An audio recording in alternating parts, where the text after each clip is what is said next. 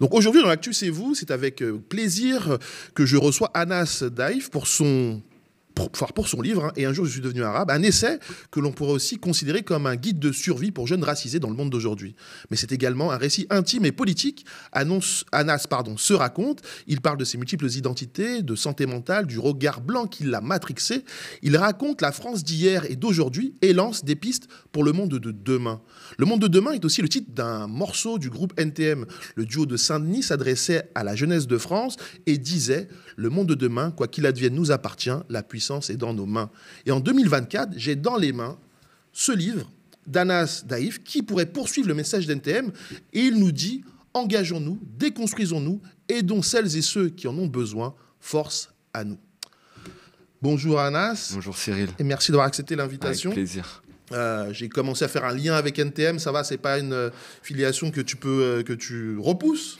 Non, c'est pas non plus de la musique que j'écoutais quand j'étais plus jeune. Moi, j'étais plus branché. De toute façon, je lis dans le bouquin R&B et hip-hop US, donc ça va. Moi, c'est mes références rap français dont j'avais envie de parler. Et du coup, parce que moi, c'est un peu ce que ça m'a fait en lisant ton livre, c'est que ça m'a rappelé en fait le message que pouvaient passer les rappeurs de ma jeunesse, même si aujourd'hui, bien sûr, il y a des rappeurs qui disent des messages, mais un peu moins qu'à mon époque. Et je trouve que c'est une autre manière de délivrer des messages et des messages forts, et notamment en termes d'identité.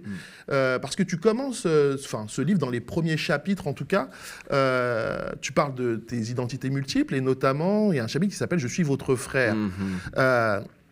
Frère, arabe, musulman et queer. Tu le dis aujourd'hui fièrement, mais j'imagine que ça n'a pas toujours été simple, comme on peut s'en douter. Ouais, ça a été compliqué, surtout quand on est jeune, qu'on grandit dans un pays où les représentations médiatiques de personnes racisées sont minimes, voire inexistantes parfois, et qu'on se voit à la télé seulement quand il faut, parler de violence urbaine, entre guillemets, de révolte. Alors, je te laisse imaginer... une personne arabe et queer en plus à la télé, ça n'existait pas à mon époque.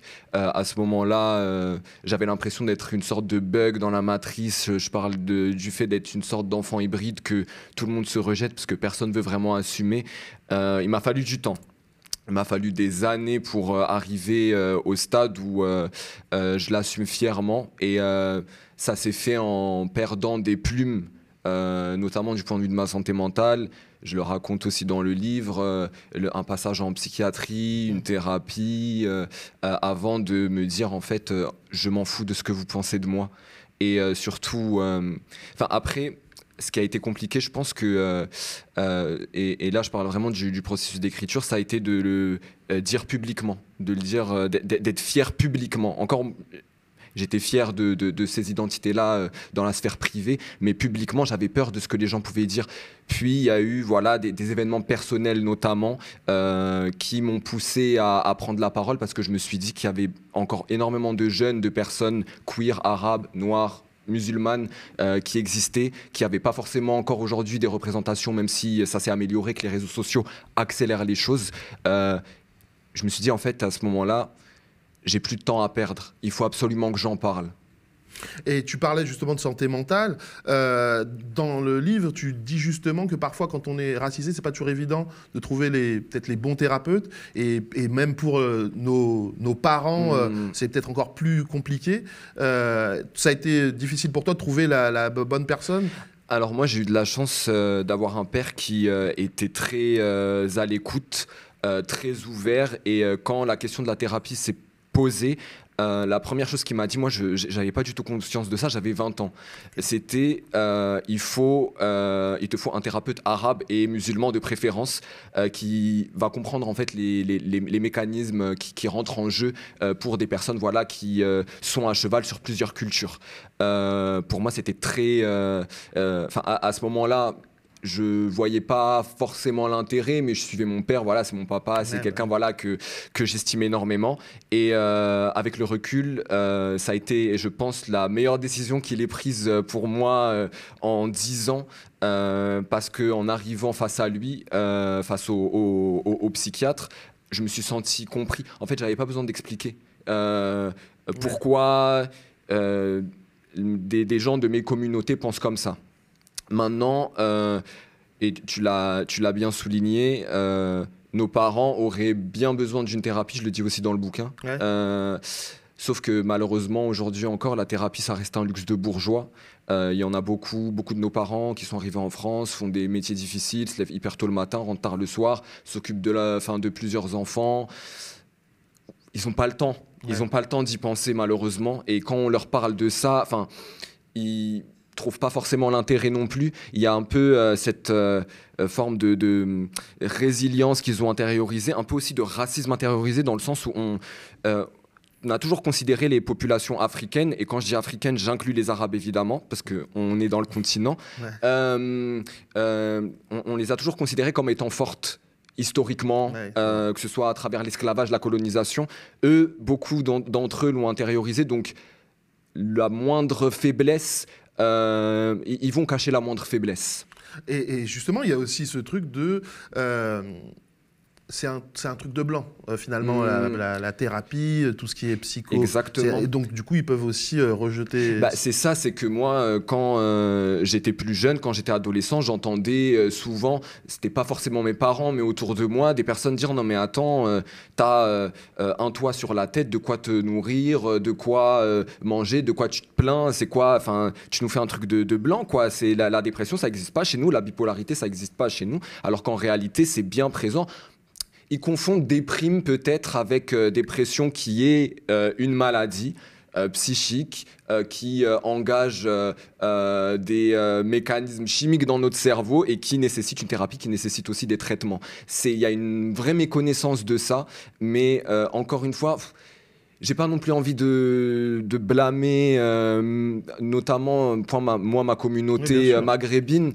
Je pense que ça commence à on commence à s'ouvrir davantage là-dessus. C'est encore très faible, mais je vois qu'il y a des efforts qui sont faits. Je le vois même avec ma famille, on commence à parler de santé mentale. On balbutie, mais on y va. Justement, je le disais dans l'introduction, il y a une phrase qui m'a interpellé tout de suite, c'est « le regard blanc m'a matrixé ». Qu'est-ce que tu veux dire par là, et comment en fait on sort de ça? On en revient à la question du manque de représentation. C'est-à-dire que moi, quand j'étais plus jeune, les séries que je regardais, les films que je regardais étaient faits avec un casting majoritairement blanc. Donc moi, je voyais pas d'arabe à la télé. Quand j'écrivais des fanfictions, des histoires comme ça, j'avais pas de référentiel arabe pour raconter ces histoires-là, pour me raconter aussi d'une certaine manière.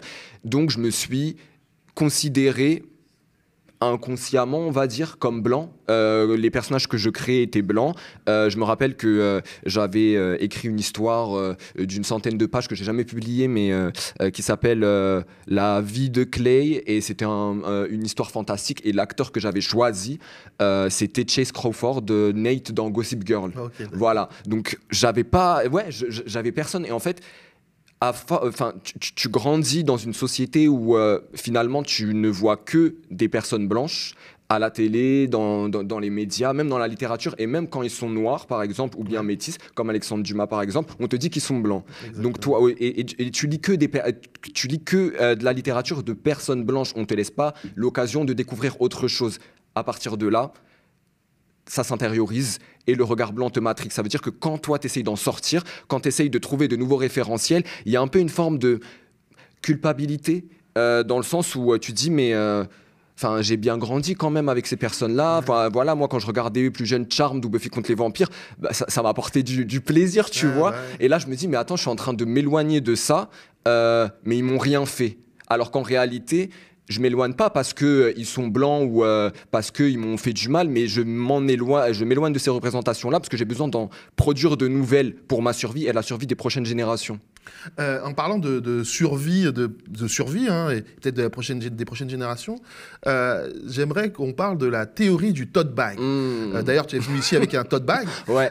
Donc du coup, est-ce que tu peux nous en dire plus? Parce que ça m'a fait sourire cette théorie. On parle de survie notamment liée au contrôle de police. Donc tu peux nous en dire plus sur la théorie du tote bag? Oui, bien sûr, cette théorie, elle a beaucoup fait parler autour de moi.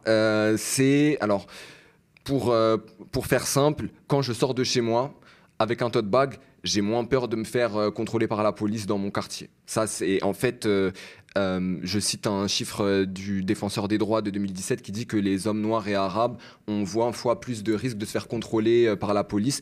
Et dans le livre, j'écris que moi, avec mon tote bag, j'en ai que 10. Et, j'en ai quand même. Et parce que, aux yeux de la police, un arabe, ça reste un arabe. Finalement, un noir, ça reste un noir. Donc, j'ai beau avoir ma meilleure paire de Doc Martens, avoir mon tote bag, un petit bonnet pêcheur. La police peut m'arrêter à n'importe quel moment, mais j'ai moins de chance. Et en fait, c'est une illustration de la charge raciale. Moi, j'ai utilisé la théorie du tote bag comme une illustration de la charge raciale pour dire qu'on subit tellement de violences systémiques et de violences quotidiennes, même des violences non verbales, qu'on s'accroche au minimum à vraiment des choses aussi triviales et basiques qu'un tote bag ou une paire de chaussures pour se dire qu'aujourd'hui, on a moins de chances de se faire contrôler, on peut marcher tranquillement dans la rue et pas avoir besoin de surperformer une arabité qui serait sûre et safe aux yeux de la majorité. Justement, est-ce que dans ce regard blanc, cette théorie que tu essayes de prendre pour éviter, ou en tout cas pour réduire tes chances de te faire contrôler, le racisme intériorisé, est-ce que finalement le regard blanc ne nous pousse pas à intérioriser un certain racisme qu'on reproduit après auprès d'autres gens, et souvent de nos communautés ou des communautés étrangères vivant en France? Bien sûr, parce que le regard blanc et la blanchité sont considérés comme le standard et comme disons, ce vers quoi il faut tendre parce que c'est la façon de vivre la plus noble qui existe. C'est comme ça que la blanchité s'est construite au fil des siècles. C'est pour ça que quand on voit parfois certaines personnes exhiber des comportements qui sortent de cette blanchité-là. Par exemple, moi je cite le mythe du blédard, on va tout de suite s'en distancier. Quand une personne va parler un peu plus fort dans les transports, c'est la même, une personne noire ou arabe va parler au téléphone fort dans les transports, on va s'en distancier, on va se dire, mais pourquoi elle parle comme ça parle chez toi, pourquoi tu nous affiches, pourquoi tu nous fichas comme ça et en réalité, c'est là c'est là où c'est compliqué, c'est qu'on finit par s'associer à tout un groupe et à se rendre homogène. C'est-à-dire que les actions de quelqu'un, d'un membre de notre groupe supposé racial, va impacter tout le groupe. Et en fait, moi, ce que je dis dans le livre, c'est que on n'a pas à rendre de compte à une communauté de par notre comportement. C'est-à-dire que si on voit des Noirs et des Arabes faire des challenges TikTok à Châtelet et qui vont faire un peu de boucan, on n'a pas à les blâmer. Laissons-les en fait prendre cet espace public-là et surtout que c'est pas ça qui va créer du racisme. Le racisme existe déjà. C'est ça mon message à moi, c'est que le racisme existe déjà, qu'on n'a pas attendu en fait que ces jeunes fassent des battles de Logobi par exemple dans les années 2010 pour que le racisme existe. On tuait déjà des Arabes dans la rue dans les années 70 à Paris. Donc c'est pas juste parce qu'ils marchaient. Oui, c'est simplement le fait d'exister qui parfois rend nos existences compliquées.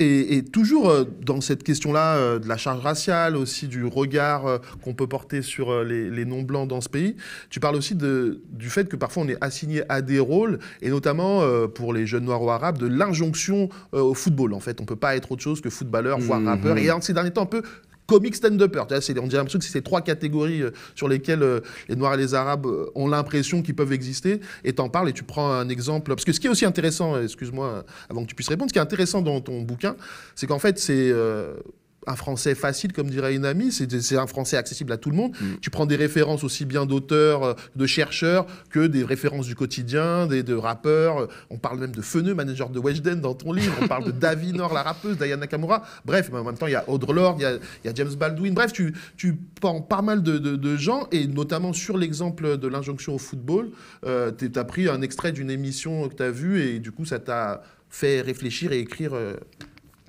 Ouais, c'était Reine pour l'amour du rap avec 5 rappeuses qui étaient invitées à enregistrer un morceau ensemble. C'était le Juice Davinor, Vicky R, Sheila et Bianca Costa.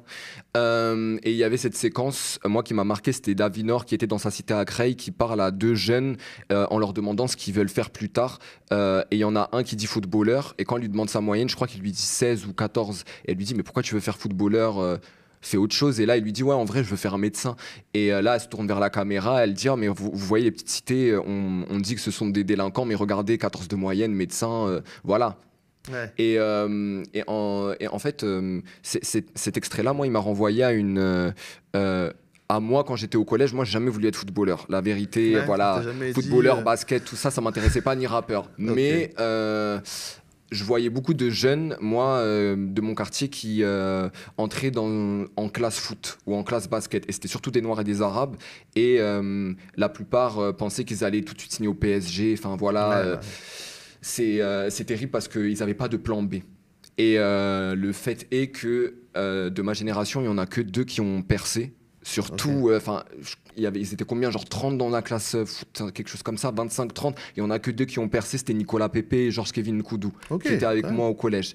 Et les autres, bah, je ne sais pas ce qu'ils sont devenus. Il y en a certains qui ont essayé de bifurquer rapidement, il y en a qui ont fait l'armée, il y en a qui ont fini en prison malheureusement. Moi, ce que je dis, c'est il faut laisser aux jeunes noirs et arabes la possibilité d'explorer leurs talents et leurs possibilités. Même si, évidemment, il y a un plafond de verre qui existe et il y a des discriminations systémiques, mais il faut leur dire que s'ils veulent faire de la photo, ils peuvent faire de la photo. S'ils veulent faire de l'équitation, ils peuvent faire de l'équitation. Il y a que les métiers de blanc n'existent pas, les passions de blanc n'existent pas. En fait, on s'auto-enferme dans des cases et c'est une forme de mort de l'âme, en fait,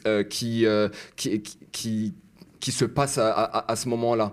Ce que je dis aussi, c'est que, et c'est très lié, c'est que les hommes noirs et arabes ont aussi le droit à la vulnérabilité et ils ont le droit de pleurer, ils ont le droit d'exprimer leurs émotions. C'est super important parce que les deux sont liés. Il y a beaucoup cette dimension masculine autour du foot, du basket, du rap, même parfois du monde du stand-up. Et c'est pour ça que j'ai vu dans ça une sorte de continuum et j'ai continué, j'ai parlé beaucoup d'émotions et du fait de performer son genre sans forcément, comment dire, le performer en fonction d'attentes sociétales. C'est très compliqué, évidemment. Ouais. C'est le travail d'une vie, mais j'ai voulu planter une graine pour les futures générations. Non, mais la graine est bien plantée. Et justement, tu parlais de représentation, de métier de blanc, de manière d'être vu comme blanc. Et tu parles de termes qu'on utilise parfois, comme le terme bounty, arabe intégré ou banane. Explique rapidement ces 3 termes-là et qu'est-ce que ça veut dire Alors, ces termes-là, donc bounty, c'est pour dire qu'une personne noire agit comme un blanc, donc en référence au gâteau à la barre chocolatée qui est noire à l'extérieur et blanche à l'intérieur. L'arabe intégré, donc un arabe qui se serait parfaitement intégré au moule blanc. Et la banane, ça je le connaissais pas, c'est une amie qui me l'a expliqué. Ça fait référence aux personnes asiatiques, donc jaune à l'extérieur et blanc à l'intérieur. Et en fait, c'est souvent balancé à des personnes dont on estime qu'elles parlent trop bien, qui ont une bonne locution et en fait qui oublient un peu leurs origines, comme si en fait la bonne locution n'était connotée que chez les blancs et que nous en fait on parlait comme des sauvages.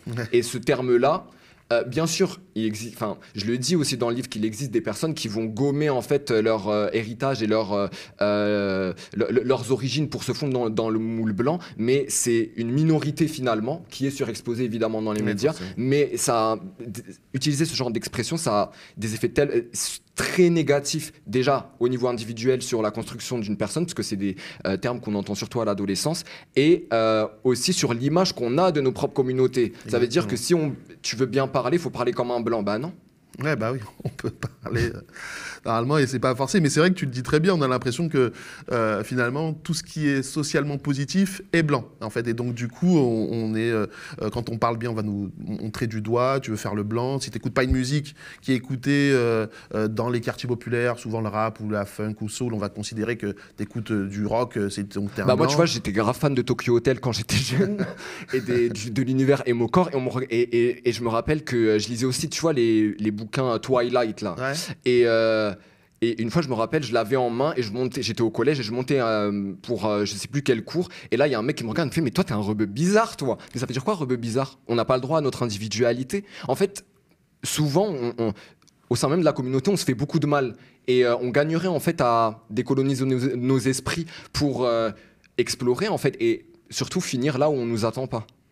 Exactement. Et en parlant de la manière dont parfois, quand on te dit t'es un rebeu bizarre ou autre, tu parles aussi de la masculinité, d'essayer de performer la masculinité. Et finalement, comme tu dis, ça a été sans succès. Et aujourd'hui, voilà, tu t'acceptes comme t'es, enfin, t'es ce que t'es fier de ce que tu es. Mais il y a eu tout un parcours plus jeune pour essayer d'imiter ce qu'est être un homme dans cette société. Tu prends l'exemple du judo, tu prends l'exemple de ce pote en 5e qui te dit, bon, je vais t'apprendre à marcher. Ouais, et en plus, c'est drôle, parce qu'il y a quelques jours, ma cousine m'a envoyé une photo de mon neveu qui avait remporté une compétition de judo, donc c'est très drôle, mais lui a l'air d'apprécier, contrairement à moi, enfin, j'espère. Mais ouais, en fait, quand j'étais plus jeune, tu sais, au départ, on m'a jamais vraiment dit les choses clairement, c'est-à-dire il faut que tu agisses comme un homme. En fait, ça a toujours été dans du non-verbal, dans la tonalité de voix. Quand on me voyait par exemple traîner avec plus de filles que de garçons, on me regardait, on me disait mais attends, t'as pas beaucoup d'amis garçons, mais on me disait pas les choses clairement. C'est vraiment au collège que c'est arrivé. Et voilà, je cite plusieurs anecdotes, dont 2 en particulier, moi, qui m'ont traumatisé. Un mec qui arrive en 5e et qui me dit je vais t'apprendre à marcher comme un homme, parce que tu marches comme un PD. En 4e, des mecs de mon quartier qui crient sale PD parce qu'ils me voient courir, et j'ai une amie qui en rajoute, ouais, tu cours comme un PD. En fait, à partir de là, moi, je me suis mis à boiter. Je me suis mis à boiter pendant 2 ans, 3 ans. Comme ça, on me laisse tranquille dans la rue, et comme ça, je me mange plus en fait de réflexions pareilles. J'ai même dû feindre un couple avec une amie quand on était en première, parce que j'en avais marre qu'on me dise ouais, Anna, c'est le rebeu PD. Et en fait, c'était jamais juste le PD, c'est le rebeu PD. Okay. Parce que dans la dimension queerphobe, il y a aussi une dimension raciale, une dimension de racisme. Et tout ça, mis bout à bout, et ça a complètement, détruit ma santé mentale, en fait, à ce moment-là. Donc, tu arrives à un moment où tu vois qu'on te ramène constamment à déjà une homosexualité supposée, parce que moi, à ce moment-là, j'étais même pas sûr de ce que j'étais. Et en plus de ça, t'as l'impression de pas être normal, et tu fais tous les efforts possibles pour paraître le plus masculin possible. Je ne parlais plus avec les mains, j'avais gommé mes expressions faciales que je jugeais féminines. Vraiment, j'étais devenu une sorte de robot, juste pour qu'on me laisse tranquille. Et je le dis, j'ai acheté la paix sociale, mais en fait, la paix mentale, elle était pas là. Donc, quand je rentrais le soir, j'étais lessivé. J'avais l'impression d'avoir des courbatures à force de performer cette masculinité-là. Et c'est pour ça que ça a été dur pour moi d'écrire ce passage-là. Et honnêtement, j'ai longuement réfléchi avant de l'envoyer à mes éditeurs. Mais je me suis dit... Je vois aujourd'hui des commentaires sur les réseaux sociaux de personnes identifiées comme hétérosexuelles qui vont s'attaquer à des personnes identifiées comme queer, et qui vont leur dire non, mais par exemple sur TikTok, ouais, lui il est trop efféminé, lui on dirait un PD, ouais, sois un homme, fais ton genre, fais ton sexe. Et ça, c'est des réflexions qui me tuent intérieurement, parce que même si elles sont pas dirigées vers moi, je les ressens quand même, parce que je sais que ces jeunes-là qui ont 15-16 ans se retrouvent dans une situation similaire à la mienne. C'est pour ça que pour moi, je me suis forcé à l'écrire finalement. Pour que ça serve à d'autres. Pour que ça serve à d'autres. Parce que moi, je veux pas qu'il y ait des jeunes, des jeunes de 15, 16, 17 ans qui revivent les mêmes choses que moi, et surtout se retrouvent enfermés dans une chambre en HP à 20 ans parce que, en fait... ils avaient l'impression que ce monde-là n'était pas fait pour eux. Ouais, effectivement.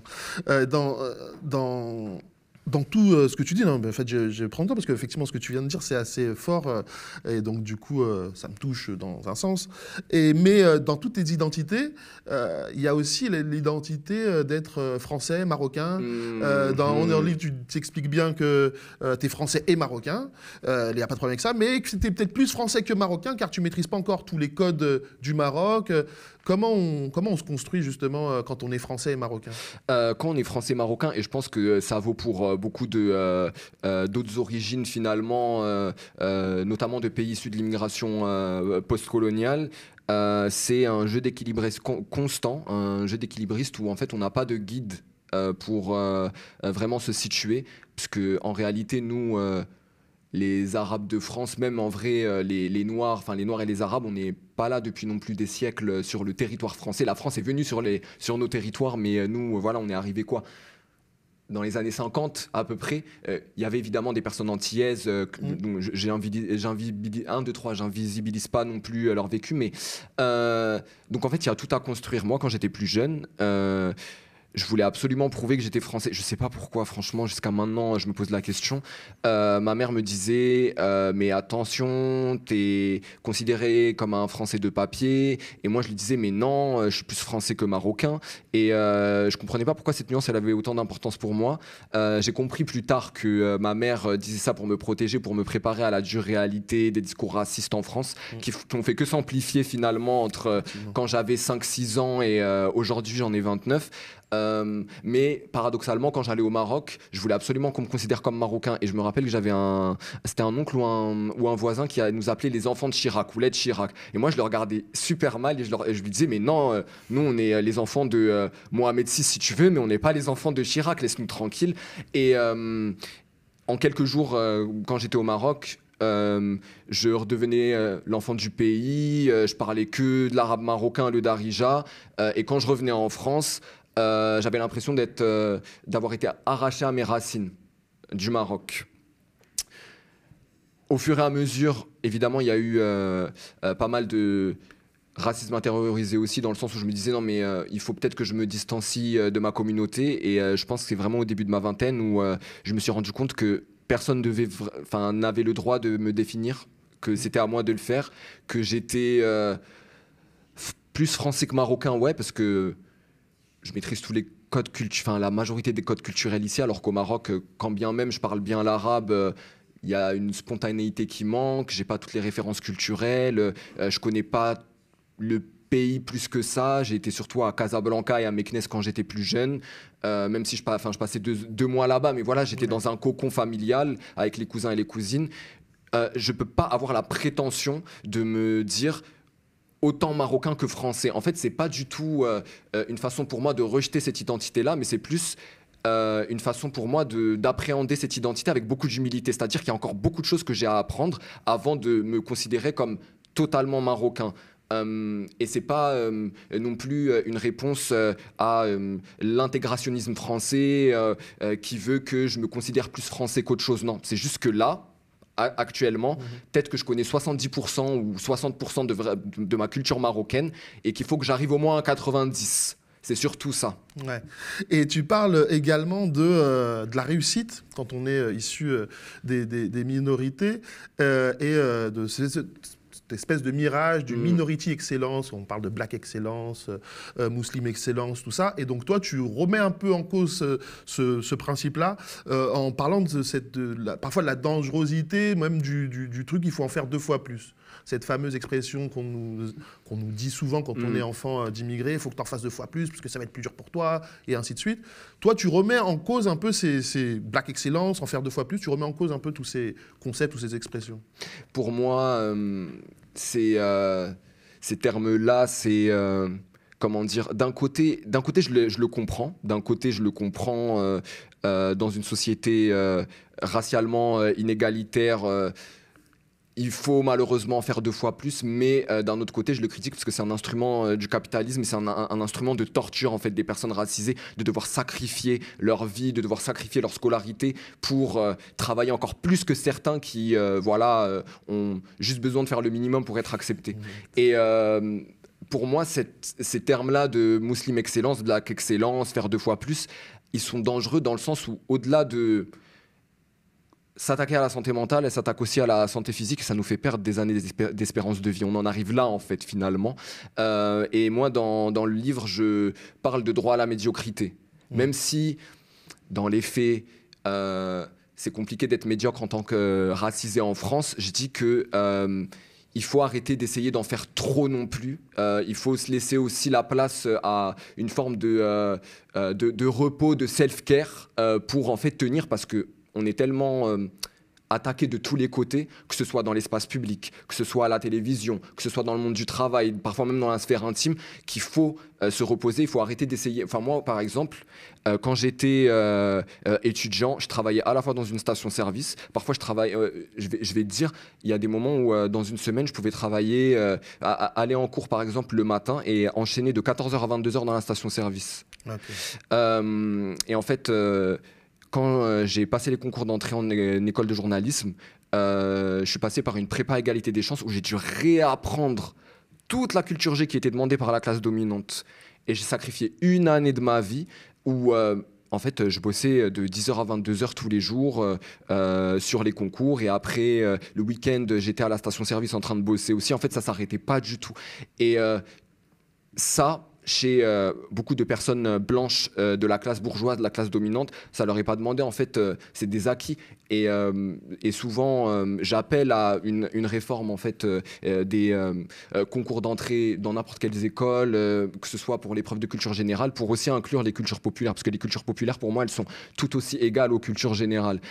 Voilà. Et d'ailleurs, on le voit bien dans ton livre, hein, tu vas aussi bien piocher dans la culture populaire que dans la culture générale. Parce que pour moi, c'était important de les mettre à égalité, de citer par exemple Edouard Saïd, Audre Lorde, Bellux, et citer Aya Nakamura, Rihanna, Shai par exemple. Tout se vaut pour moi. Je ne suis pas du tout dans la hiérarchisation et je ne le raconte pas dans le livre, mais c'est un discours moi que j'ai souvent, c'est que... Je suis contre même la hiérarchisation dans nos communautés à nous, c'est-à-dire des personnes qui ont réussi, qui resteraient que entre elles et qui reproduiraient en fait des mécanismes d'élite qui existent chez les blancs dominants. Et même pour certains qui vont plus loin, tu en parles dans le livre, tu parles de certains traîtres, entre guillemets, certaines trahisons de ceux qui y arrivent et qui finalement soit ferment la porte derrière eux, soit pointent du doigt justement leur communauté. C'est même ce qui leur permet parfois d'asseoir leur place dans certains mouvements politiques ou médiatiques. Exactement. Et surtout que l'histoire prouve que à partir du moment où ces personnes-là qui ont été adoubées par tous les racistes qui ont reçu des primes Marianne et compagnie décident de faire un pas de côté et d'aller à l'encontre du discours dominant, elles sont tout de suite blacklistées. C'est-à-dire que on voit très vite et très bien que ces personnes-là, ce sont juste des pantins qui sont en fait brandis par le pouvoir pour servir des intérêts et que elles n'ont pas vraiment de substance. On leur retire toute substance, toute individualité. Elles sont là pour jouer un rôle défini. À côté de ça, on ne s'intéresse pas du tout à la personne qu'elles sont. C'est-à-dire qu'elles sont... je pense à plusieurs éditorialistes, mais je n'ai pas envie non plus de name drop, mais voilà, qui vont écrire des bouquins... Racé, par exemple. Comment ? Celle qui a écrit Racé, exactement, je l'avais en tête. Si demain, elle décide de prendre une position forte sur... Par exemple, le génocide, en Palestine, elle va être blacklistée comme une autre qui bossait chez Charlie Hebdo. Exactement. Et dernière question, parce que c'est fort intéressant, mais j'avais juste envie d'avoir ton avis, ou en tout cas ce que tu penses de ce que tu as écrit, hein, ça va être plus simple. En fait, tu dis que les débats sur le racisme justement, sont obsolètes. Et comme dirait Toni Morrison, c'est un peu une diversion aujourd'hui, et ça tourne un peu en rond. Tu proposes plutôt d'être dans l'action que d'être dans le constat. Et donc, qu'est-ce que tu voulais dire par là quand tu dis que ces débats sur le racisme sont obsolètes ? C'est-à-dire qu'on continue de tourner en rond aujourd'hui sur des notions comme le racisme anti-blanc. On est là, on s'époumonne à expliquer que islamo-gauchisme, islamo-wokisme et compagnie, ça relève d'aucune réalité. Et ça, c'est une distraction pour moi du groupe dominant pour essayer de ne pas faire avancer la cause antiraciste. C'est facile en fait de s'arrêter à la surface et de constamment polémiquer sur... des termes qui n'ont aucune substance, aucune réalité. C'est pour cacher finalement la réalité du racisme. Et moi, ce que je dis, c'est qu'il faut arrêter de courir après eux et à chaque fois qu'un éditorialiste ou un journaliste ou un politique va sortir une énième insulte raciste ou déclaration raciste, il faut arrêter de courir après constamment, en fait. Et il faut créer notre propre agenda politique. Je ne sais pas encore comment on peut le faire, mais ça, c'est sujet à réflexion et peut-être que ça mènera à un deuxième livre. Et un jour, je suis devenu politicien, je ne sais pas, mais il faut mettre en place de vraies stratégies politiques autour de l'antiracisme pour contrer en fait tous ces discours-là. Moi, je reste quand même, on va dire, assez optimiste dans le sens où si on ne nous entendait pas, on ne parlerait pas de nous. Si on n'était pas aussi de plus en plus nombreux à dénoncer les crimes racistes, à dénoncer le système raciste, CNews n'aurait pas autant d'audience. Ils ne feraient pas tout le temps leur beurre sur les Noirs et les Arabes et sur l'immigration. C'est-à-dire que notre discours est audible. Ce backlash-là, c'est un signe, finalement, semi-positif. Ouais, cette panique morale à laquelle on assiste actuellement Exactement. est positive. En tout cas, merci beaucoup Anas Daïf. Je rappelle ton livre Et un jour je suis devenu arabe aux éditions Tumulte. On peut le trouver partout, ouais. à l'heure actuelle. Merci beaucoup. Je rappelle que tu es journaliste et créateur du podcast À l'intersection. Merci à toutes et à tous d'avoir suivi ce numéro de l'Actu C'est vous. Si vous souhaitez intervenir, apporter votre témoignage ou tout simplement donner votre opinion sur un sujet, il vous suffira de nous laisser un commentaire sur les réseaux sociaux ou nous écrire à actu@lemediatv.fr.